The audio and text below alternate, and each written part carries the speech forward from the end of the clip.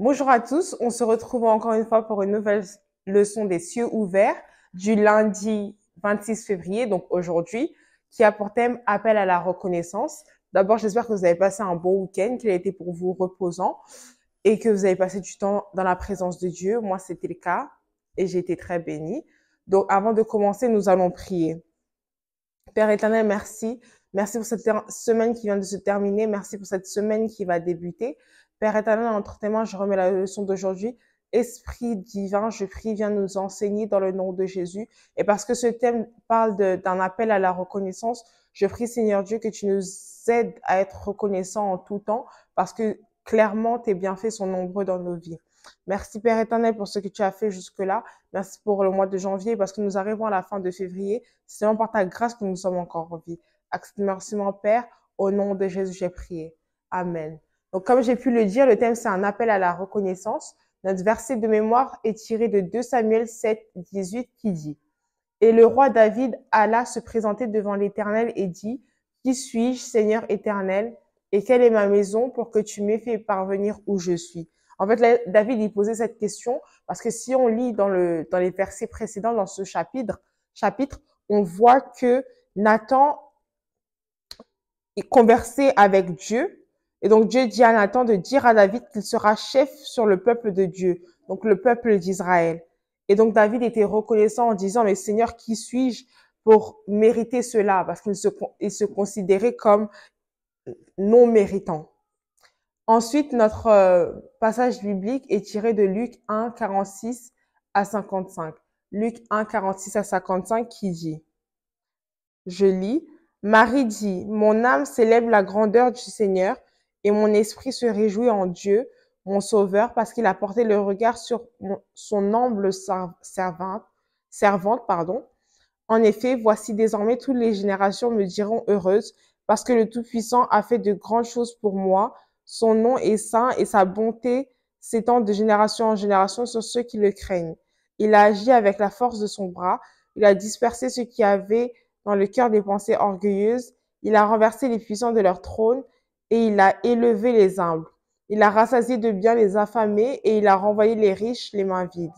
Il a secouru Israël, son serviteur, et il s'est souvenu de sa bonté, comme il l'avait dit à nos ancêtres, en faveur d'Abraham et de sa descendance pour toujours.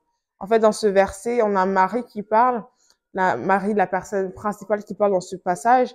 Elle était reconnaissante envers Dieu, elle comptait ses bienfaits, elle exprimait sa gratitude et nous sommes, nous donc, appelés à faire de même. Aujourd'hui, notre Père dans le Seigneur nous dit, et comme nous-mêmes nous pouvons constater, il y a beaucoup de gens qui deviennent orgueilleux lorsque Dieu les élève à un certain niveau.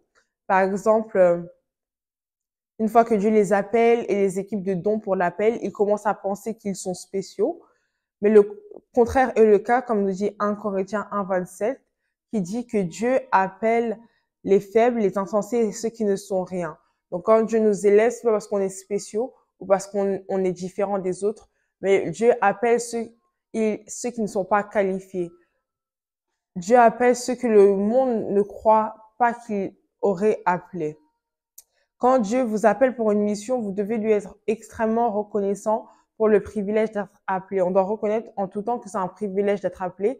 C'est pas un droit. Dieu aurait pu choisir quelqu'un d'autre. Et pour chaque réalisation, à mesure que vous marchez dans votre appel, parce que sans lui, vous ne pouvez rien faire. Lorsqu'on est élevé, on doit toujours se souvenir de Dieu, ne pas penser que c'est par nos propres efforts, mais se souvenir que c'est seulement par sa grâce. Comme on a mentionné plus tôt dans cette série, notre père spirituel a étudié des gens qui ont été appelés avant lui et qui ont réussi dans leur appel. Et l'un d'eux, c'est l'apôtre Paul. Il était un universitaire, comme notre Père dans le Seigneur, avant d'être appelé par Dieu. Mais Paul est demeuré et resté reconnaissant envers Dieu, comme on voit dans la lettre aux Thessaloniciens. Dans 1 Thessaloniciens 5, 18, l'apôtre Paul dit: Rendez grâce en toutes choses, car c'est à votre égard la volonté de Dieu en Jésus-Christ. Donc, malgré le statut de Paul, malgré ses compétences, en 1 Thessaloniciens, il nous encourageait quand même, il a encouragé ceux qui vivaient en Thessalonie à rendre des grâces à Dieu en toutes choses. Et dans notre lecture biblique d'aujourd'hui, comme nous avons vu, Marie aussi était reconnaissante envers Dieu.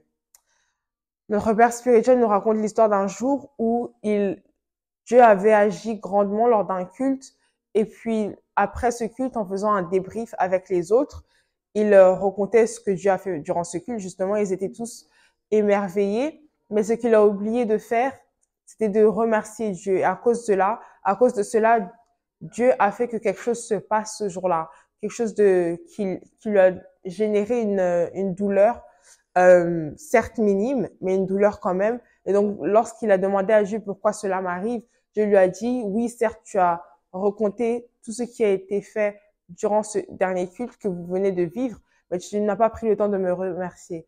Et ça, c'est ce que Dieu peut faire si on oublie de le remercier.